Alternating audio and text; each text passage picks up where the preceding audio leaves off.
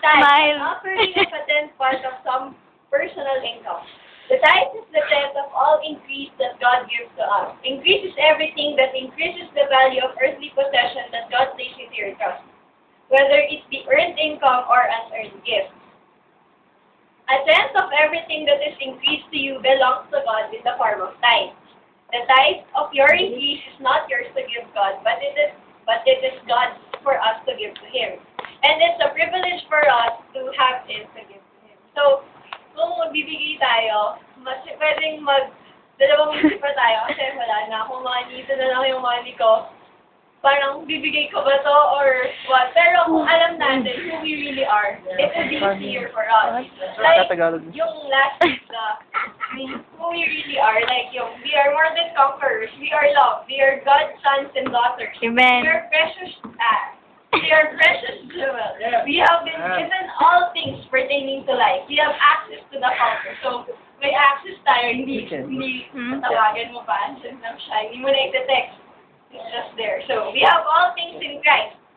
We cannot be separated from God's love. Christ is our source. So, pwedeng yung person, wala akong money, ganun. Pero si Christ yung source natin siya.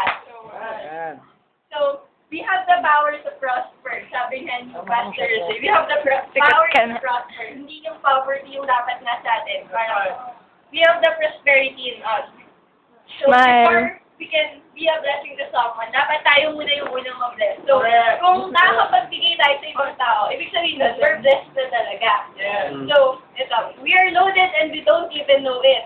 So, we have all these things na siguro hindi pa natin alam, pero now that we know it, alam natin, we have it all within us. Don't think about what we don't have, but think about what we have. Wala akong ganito, pero we have a lot of things in us. So, wag natin isipin kung anong wala sa atin, because we have a lot of things in us.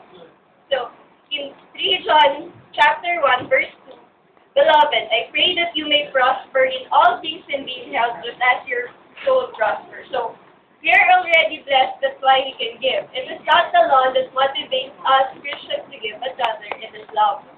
So, God has a promise of provision. Like in Luke 6, give and you will receive. Your gift will return to you in full, pressed down, shaken together to make room for more, running over and poured into your lap. The amount you give will determine the amount you get back. Another one is in Malachi 3:10. Bring all the tithes in the storehouse so there will be enough food in the temple.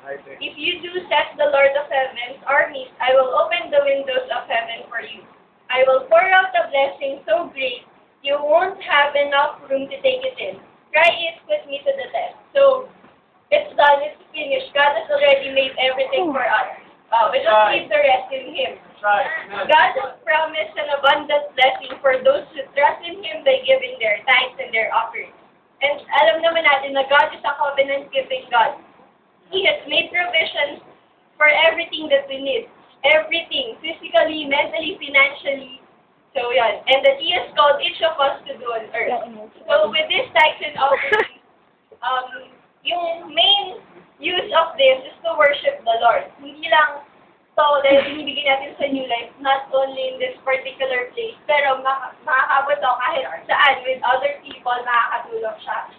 So, God loves a person who gives cheerfully. So, give out of love. So, I encourage everyone to give. Like me, I'm giving, and I know na with my giving, binabless talaga ako ni God. Like, to school, parang wala akong tuition fee, and I have allowance every month. So, parang, ganun. Siguro, like, yung allowance ko is 750 per month. So, I'm giving the 10th of it. Siguro mahirap yung sa school, pero with the help of God, natutulungan niya ako. And, siguro minsan wala na akong money bibigay ko, pero hindi ako naglalang. Meron pang sobra. And like yung sa load ko. Amen! Yeah, kasi, di ba, lahat tinutulungan tayo ni Lord. Kahit sa cellphone ni Lord, kasi nag-only ako for 1 day. So, 20 pesos lang yun. It's 20 pesos per day sa Globe, di ba? Pero it lasts for a month. Bibigay na si Gio ng load. Ay, kung everyday ako mag-only 20 for 1 month, not only 1 month, more than 1 month pa. Pero yung tagal niyong nag-last. So with that, so try nyo, let's give and Try nyo mag-unleash.